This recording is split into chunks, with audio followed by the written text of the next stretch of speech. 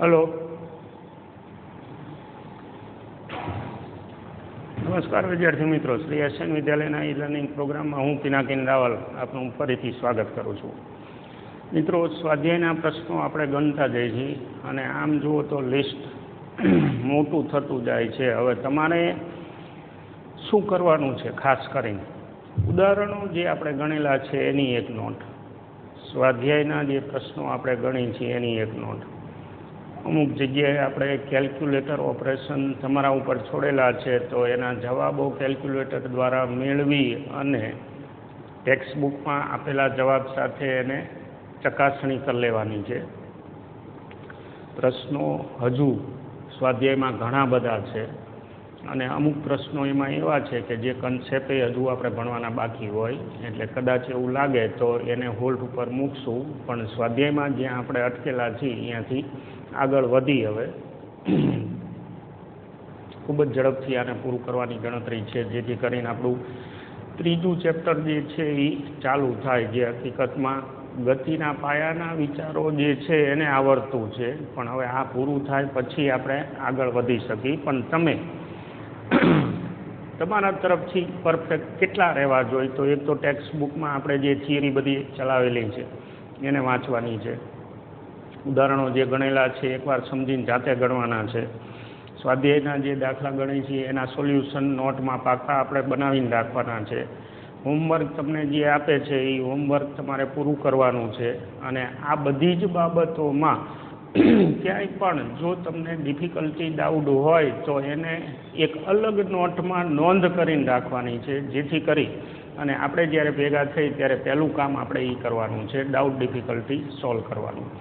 અને આ રીતે આપણે ચાલશું તો આપણું કોર્સનું કવરેજ ખૂબ જ સરસ રીતે ચાલે અને તમારા તરફથી કે મારા તરફથી ક્યાંય ફિઝિક્સને સમજવામાં વાંધો નહીં આવે. જો તમે ચૂક કરશો, અમે તો અમારા તરફથી પીરસી દેવાના છીએ, પણ તમે ચૂક કરશો તો ખેંચાવાનું તમારે આવશે. એટલે મેં જે સૂચના આપી છે એને ખાસ અનુસરજો. આગળ વધીએ આપણે.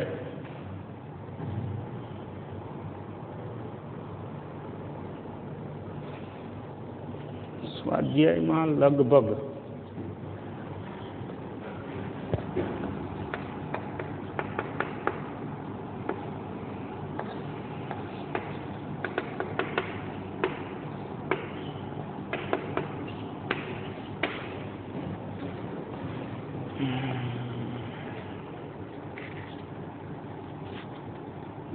.10 લાસ્ટ ટાઈમ સ્વાધ્યાયમાં ગણેલું છે આપણે, એટલે હવે અહીંયાથી આગળ વધી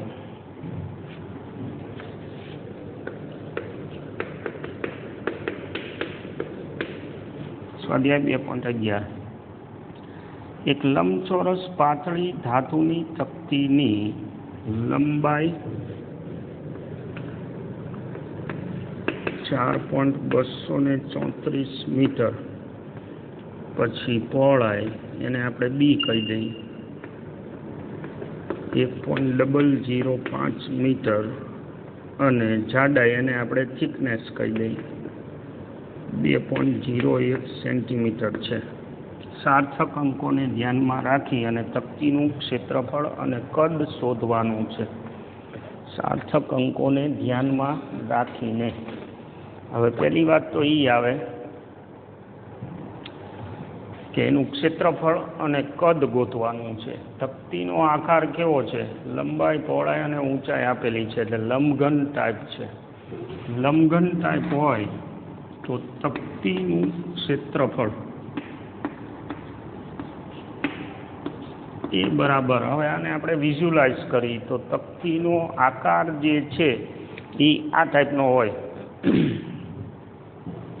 એટલે હવે એમાં તમે જુઓ તો બે સપાટી લંબાઈ ગુણ્યા પહોળાઈવાળી આવે, આ જે ફ્રન્ટ દેખાય, પછી બે સપાટી પહોળાઈ ગુણ્યા ઊંચાઈવાળી આવે અને બે લંબાઈ ગુણ્યા ઊંચાઈવાળી આવે, એટલે ટોટલ 6 સપાટી હોય, બે આ અને બે આ. એટલે ટોટલ ક્ષેત્રફળ જો આપણે જોઈતું હોય તો એ ક્ષેત્રફળ આપણે બહુ ઇઝીલી મેળવી શકીએ. 2 લંબાઈ ગુણ્યા પહોળાઈ વત્તા પહોળાઈ ગુણ્યા જાડાઈ વત્તા લંબાઈ ગુણ્યા જાડાઈ, ટોટલ 6 સપાટી થઈ ગઈ. બે આવી. હવે આંકડા મૂક્યા પહેલાં એકમ જોઈ લેવા પડે. તમે જુઓ લંબાઈ અને પહોળાઈના એકમ મીટરમાં છે, જાડાઈનો એકમ સેન્ટીમીટરમાં છે, ન ચાલે. તો આને 100થી ભાગીએ એટલે 0.0201 મીટર થાય. હવે આપણે આ આંકડા મૂકી દઈએ અંદર. લંબાઈ ગુણ્યા પહોળાઈ એટલે 4.234 ગુણ્યા 1.005 વત્તા 1.005 ગુણ્યા 0.0201 વત્તા 0.0201 ગુણ્યા 4.234. હવે આમાં અહીંથી જ હું તમને કેલ્ક્યુલેટર ઓપરેશનમાં છોડી દઉં તો મજા નહીં આવે, કારણ કે જવાબમાં આપણે પાછું સાર્થક અંકોને ધ્યાનમાં રાખીને જવાબ આપવાનો છે. તો પછી આપણે સાથે હું કેલ્ક્યુલેટર ઓપરેશન કરતો જઉં. 4.234 ગુણ્યા 1.005 એટલે આ 4.255 આવે.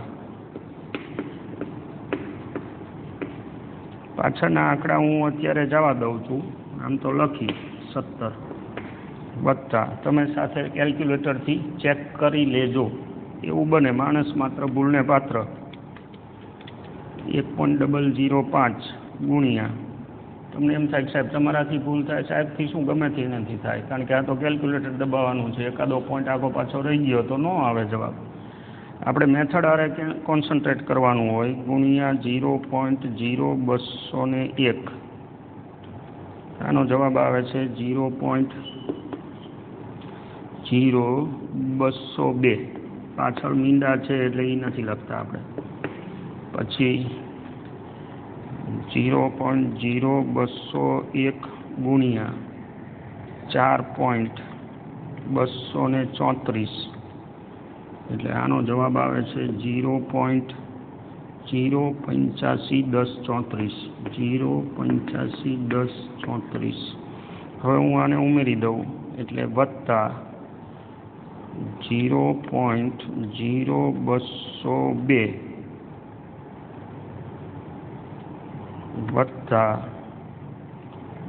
4.25517 એટલે 4.3604734 આવે છે. એને ગુણ્યા 2 8.7209 469 મીટર સ્ક્વેર થયું.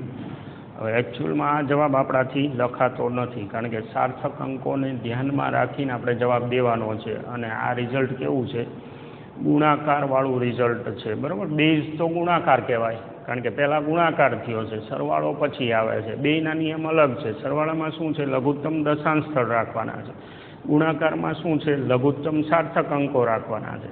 તો ગુણાકાર છે એ પહેલાં થાય છે, તો આપણે લઘુત્તમ સાર્થક અંકો રાખવાના. હવે અહીંયા જોઈ લઈએ સાર્થક અંકો, આમાં 4 છે, આમાં 4 છે અને આમાં 3 જ છે. તો આપણે 3 સાર્થક અંકો રાખવાના. સાર્થક અંક કેટલા છે, 3. તો આપણે 3 સાર્થક અંકો રાખી અને બાકીનું ઉડાડી. હવે એ પોતે 0 છે, તો અહીંયાથી બધું કેન્સલ કરી એટલે એ બરાબર 8.72 મીટર સ્ક્વેર આવે. તે જ રીતે કદ ગોતવાનું કીધું છે, તો કદ બરાબર લંબાઈ ગુણ્યા પહોળાઈ ગુણ્યા ઊંચાઈ, એટલે કે 4.234 ગુણ્યા 1.005 ગુણ્યા 0.0201 જોઈ લઈએ એકવાર. 4.234 ગુણ્યા 1.005 ગુણ્યા 0.0201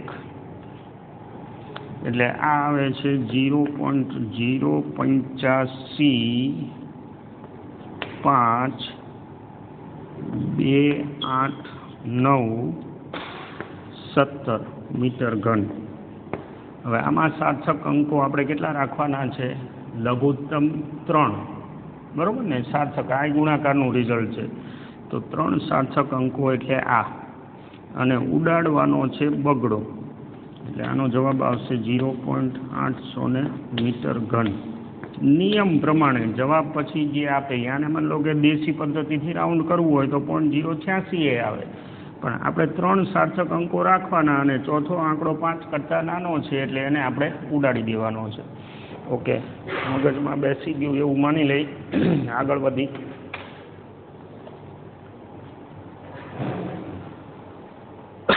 2.11 ગણ્યું આપણે.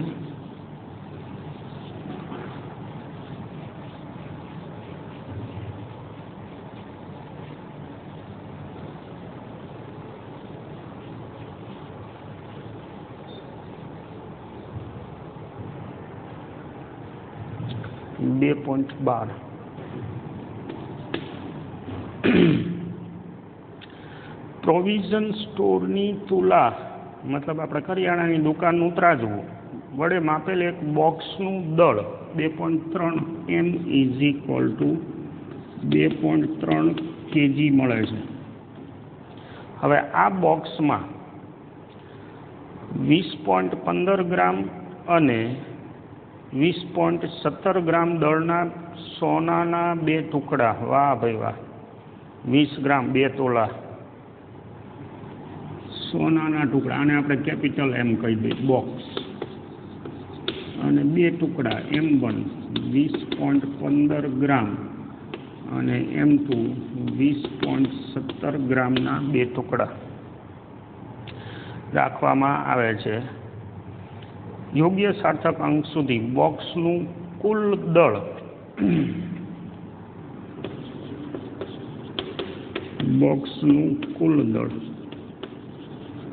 હવે પ્રશ્ન અહીંયા એ થાય કે આ કિલોગ્રામમાં છે, તો આને ગ્રામમાંથી કિલોગ્રામમાં ફેરવવા માટે 1000થી ભાગવા પડે, તો 0.02015 1 2 અને હજુ 3 એટલે આ કિલોગ્રામ થયું. 1000થી ભાગ્યા આપણે 0.02017 1000થી ભાગ્યું એટલે ટોટલ 3 આપણે કિલોગ્રામમાં ફેરવી નાખ્યા. જવાબમાં કાંઈ ફેર ન પડે, તમે બધા ગ્રામમાં ફેરવો તો એ જ જવાબ આવે.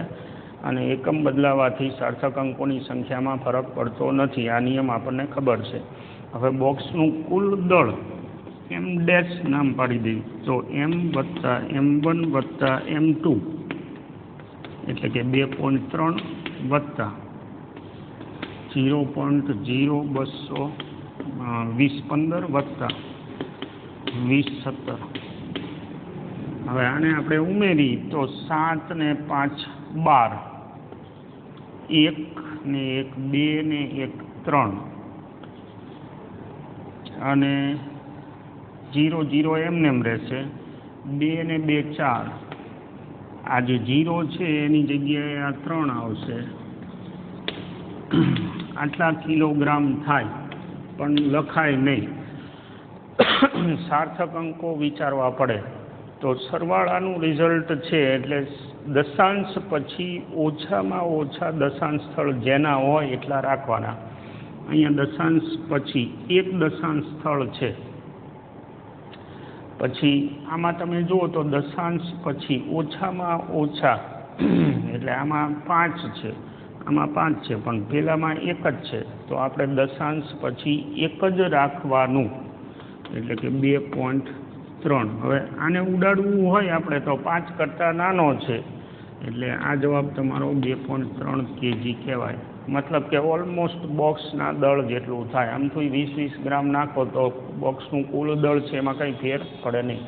હવે આમ જોવા જાવ તો આને તમે 1000થી ગુણો એટલે 2300 ગ્રામ છે. આવું થવાનું કારણ સમજી લો. 2300 ગ્રામની કમ્પેરિઝનમાં 2300 ગ્રામ, એની સામે 20-20 ગ્રામનું કંઈ મહત્ત્વ ન રહે, એટલે ફાઇનલ જવાબ તમારો આ જ રીતે આવે. આ સાર્થક અંકોને ધ્યાનમાં રાખીને છે હો. અને આ જે છે એ ચોકસાઈવાળું થયું ટોટલ દળ, પણ માપેલું હોય ને એમાં આપણને ખબર છે કે સાર્થક અંકો આપણે ધ્યાનમાં રાખવા પડે. પછી બીજો પ્રશ્ન જે પૂછ્યો છે બંને ટુકડાના દળનો તફાવત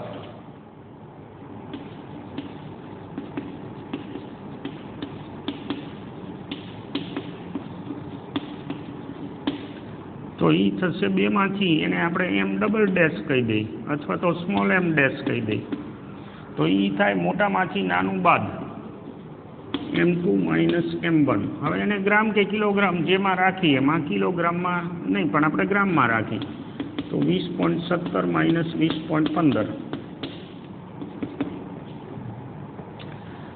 આપણે કિલોગ્રામમાં ફેરવાતા એટલે દશાંશ પછી તમે જુઓ નહીંતર ગ્રામમાં હોત તો દશાંશ પછી 2 દશાંશ સ્થળ હતા અને પેલામાં 1 જ હતો તો એ રીતે આપણે કરત ગ્રામમાં ફેરવીને તો એ જ જવાબ આવત. હવે આમાં તમે બાદ કરો તો 0.17 માંથી 15 એટલે 0.2 આવે એમ ડેશ આ દળનો તફાવત. હવે આ બાદ બાકીનું રિઝલ્ટ છે તો આમાંય દશાંશ પછી ઓછામાં ઓછા જેના હોય એટલા રાખવાના. દશાંશ પછી ઓછામાં ઓછા 2 ના 2 છે તો દશાંશ પછી આપણે 2 રાખવાના એટલે દળનો તફાવત જે છે એ આટલો જ આવે. બીજું દશાંશ સ્થળ છે જ નહીં નહીંતર એ રાખવાનું આવત કારણ કે આને પાછા આપણે દશાંશ સ્થળમાં ગણી શકીએ સાર્થકમાં ન ગણી શકીએ. આ પાછું ધ્યાનમાં રાખીએ આપણે. અત્યારે કંઈ ફરક નથી પડતો. 2.13 દસ્તર ક્યાં મૂકી આવ્યો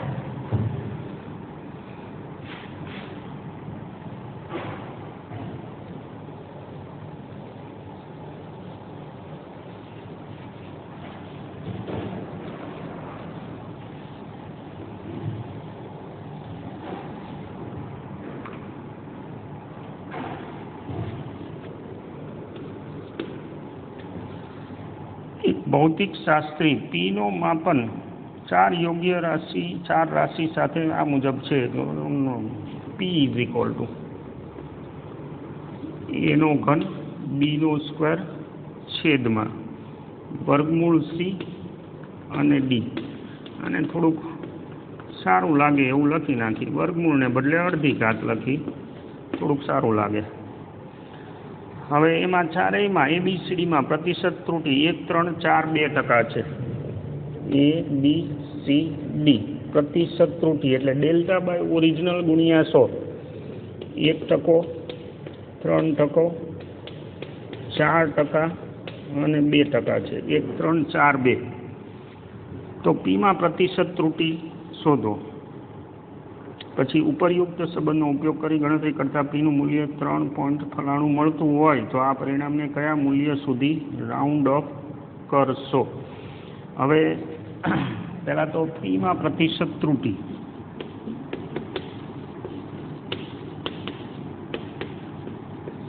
ડેલ્ટા P બાય P ગુણ્યા 100 ઇઝ ઇક્વલ ટુ આ જે આપણો નિયમો છે ઘાતવાળા એને મૂકતા જઈએ તો ઘાત આગળ આવે ડેલ્ટા A બાય A ગુણ્યા 100 વત્તા 2 ડેલ્ટા B બાય B ગુણ્યા 100 વત્તા અડધી ભાગાકારમાં હોય તો અહીંયા બાદબાકી આપણે કરવાની નથી ડેલ્ટા C બાય C ગુણ્યા 100 વત્તા એકડો કારણ કે અહીંયા એક જ ઘાત છે ડેલ્ટા D બાય D ગુણ્યા 100 એટલે સરવાળે Pમાં પ્રતિશત ત્રુટિ કેટલી આવશે 3 પછી એની કેટલી છે 1 પછી વત્તા સોરી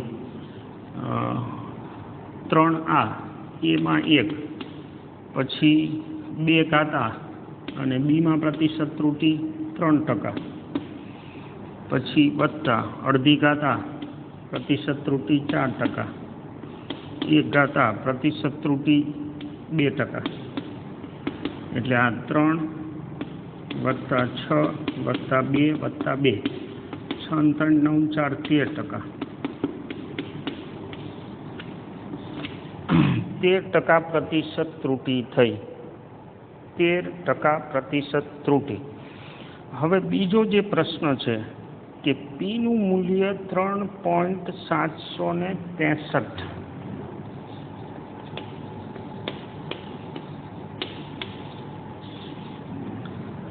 મળતું હોય તો આ પરિણામને કયા મૂલ્ય સુધી રાઉન્ડ ઓફ કરશો.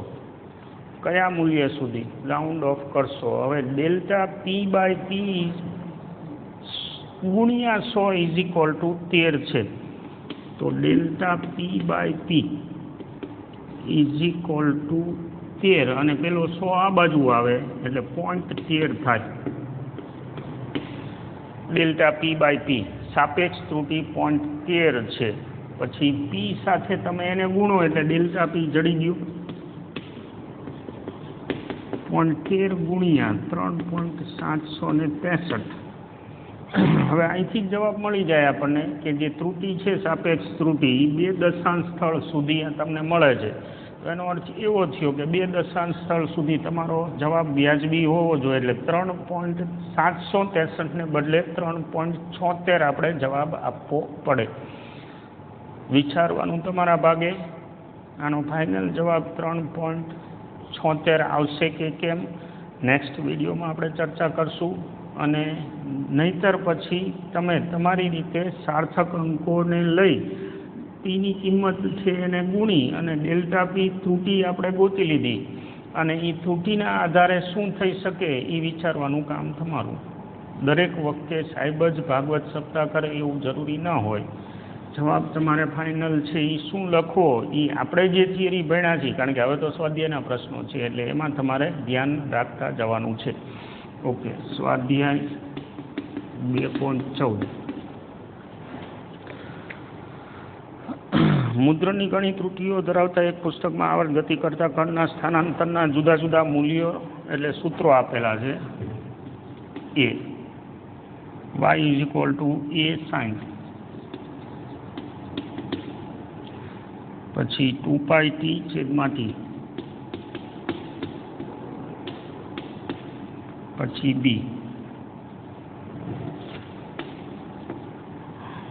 એમાં y is equal to a sine આવો સંકેત કરેલો છે. હું એની જગ્યાએ f લખીશ કારણ કે b સાથે ગડબડ ન થઈ જાય. આવૃત્તિનો સંકેત છે, વંચાય એને ન્યૂ. પછી y is equal to c.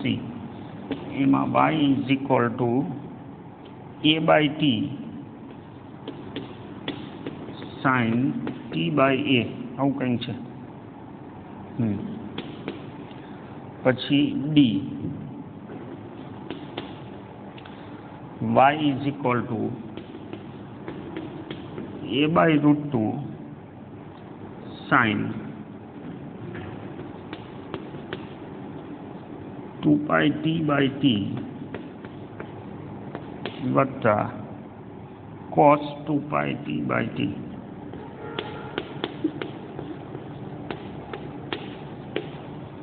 આ રીતનું છે. પ્રશ્ન શું છે એમાં ચારેય રાશિ જે આપી છે એ કણનું મહત્તમ સ્થાનાંતર, પછી v કણની ઝડપ, સોરી આ v છે તો અહીં આપણે v લખી નાખી. હવે કંઈ આવૃત્તિનો પ્રશ્ન નથી રહેતો. v ઝડપ તરીકે અંદર સંકેત આપ્યો છે. પછી t આવર્તકાળ આપેલું છે. હવે પ્રશ્ન શું છે એ જોઈ લઈએ આપણે. પરિણામના આધારે ખોટા સૂત્ર જે છે એને નાબૂદ કરવાના છે. ખોટા સૂત્ર જે હોય એ આપણે આમાંથી કાઢી નાખવાના છે. એટલે હવે બહુ સીધી વસ્તુ છે. આપણે શું કરવાનું છે, પારિમાણિક વિશ્લેષણના આધારે શું થઈ શકે એ જોવાનું છે. હવે આપણે એવી ચર્ચા કરેલી છે કે ત્રિકોણમિતીય સંબંધો હોય, ખાસ કરીને સાઇન કોસ લાગેલા હોય તો એની અંદર જે રાશિ લખેલી હોય એ પારિમાણ રહિત જ હોવી જોઈએ. કારણ કે એની અંદર ખૂણા હોય. માનો કે તમે સાઇન થીટા લખો તો થીટા જે છે એ ખૂણો છે એટલે ખૂણાનો કોઈ પારિમાણિક સૂત્ર ન હોય. અને પરિણામે શું થાય તો કે એ થીટા જે છે એ પારિમાણ રહિત પહેલાં તો હોવું જોઈએ. બીજું વાય જે છે એ દોલનનું સ્થાનાંતર છે.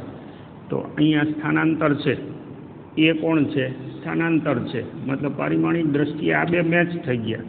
બાકીનો આંકડો પરિમાણ રહિત જ હોય, કારણ કે સાઇન 30 લખો તો એમાં પ્યોર આંકડો જ આવે, સાઇન 1/2. તો આ બેનું મેચિંગ થઈ ગયું, મતલબ પારિમાણિક દ્રષ્ટિએ આ સાચું છે. આ બે હવે ડાબી બાજુ જમણી બાજુ મેચ થઈ ગઈ, પણ અંદર શું છે એ જોઈ લઈએ આપણે. તો આ આખું પદ છે એ પરિમાણ રહિત થવું જોઈએ. થાય છે 2π, એનું તો કંઈ હોય નહીં. ટી એટલે સમય અને કેપિટલ ટી એટલે આવર્તકાળ, એટલે સમય બાય સમય એટલે 0 0 થઈ ગયું પારિમાણિક સૂત્ર. મતલબ કે આ સાચું છે. હવે તમારે ચેક કરવું હોય તો એ રીતે કરી શકાય કે ખૂણાની અંદરના પારિમાણિક સૂત્ર લખો. જો આનું તમારે વજન કરવું હોય, સોલ્યુશન લખવું હોય તો આ પદ છે એના પારિમાણિક સૂત્ર લખો એટલે એ 0 0 થાય. પછી આનું પારિમાણિક સૂત્ર શું થાય? L1, તો આનું L1 થશે. મતલબ કે પારિમાણિક દ્રષ્ટિએ ચકાસણી થઈ ગઈ. એટલે આ એક સાચું. પછી B, તો એમાં આ જે છે એમાં એ અહીંયા લખેલો છે એટલે પહેલાંની જેમ જ આ બે મેચ થઈ જાય છે, પણ અંદર અહીંયા ઝડપ ગુણ્યા સમય છે. હવે ઝડપ એટલે શું? m0 L1 t-1 અને સમય એટલે t1. આ બેને કેન્સલ કરો તો એક L વધશે અહીંયા. અને હકીકતમાં ખૂણા માટે અંદર ખૂણો હોવો જોઈએ સાઈનની પડખે, તો ખૂણા માટે આવું ચાલે નહીં. એટલે આ જે સમીકરણ છે બીજું એ ખોટું. એવી જ રીતે અહીંયા આવતા રહો તો આપણે અંદર જ જોઈ લઈએ. હવે અહીંયા તો જો આ મેચિંગ એ નથી એટલે આ તો ખોટું જ હશે, પણ અહીંયા જોઈ લઈએ તમે. આ કોણ છે? સમય. નીચે કોણ છે? અંતર. તો સમય ભાગ્યા અંતર કરો તો 0 0 0 ન આવે એટલે આ ખોટું થઈ ગયું. અહીંયા આવતા રહો તમે તો આ √2 તો આપણે એક બાજુ મૂકી દઈ. y બરાબર a છે, મતલબ આ મેચિંગ થઈ ગયું. મીટરનું થઈ ગયું. હવે અહીંયા તમે જુઓ તો સાઈન, પછી અંદર ખૂણો, તો ખૂણો છે એ 0 0 0 છે કારણ કે બે સમયનો ગુણોત્તર છે. અહીંયા કોસ, તો આ પરિમાણ રહિત થયું. આ પરિમાણ રહિત થશે કારણ કે t/t એટલે એ 0 0 છે. એટલે આ આખું પદ જે છે એ પરિમાણ રહિત છે અને બાકી પરિમાણનું મેચિંગ છે. એટલે આ સાચું. એટલે આ રીતે તમે એને સોર્ટ આઉટ કરી શકો. હજુ આનું સાદુરૂપ થઈ શકે પણ એ સમજવાને હજુ વાર છે. આપણું પહેલું જ ચેપ્ટર છે એટલે આપણે એની ડિટેલમાં નથી જતા. ઓકે, અહીંયા અલ્પ વિરામ કરીએ. વળી પાછા નેક્સ્ટ વિડીયોમાં સ્વાધ્યાયના પ્રશ્નો આગળ વધારશું. હોલસેલના ભાવમાં છે, થાકતા નહીં. ઓકે, નમસ્કાર.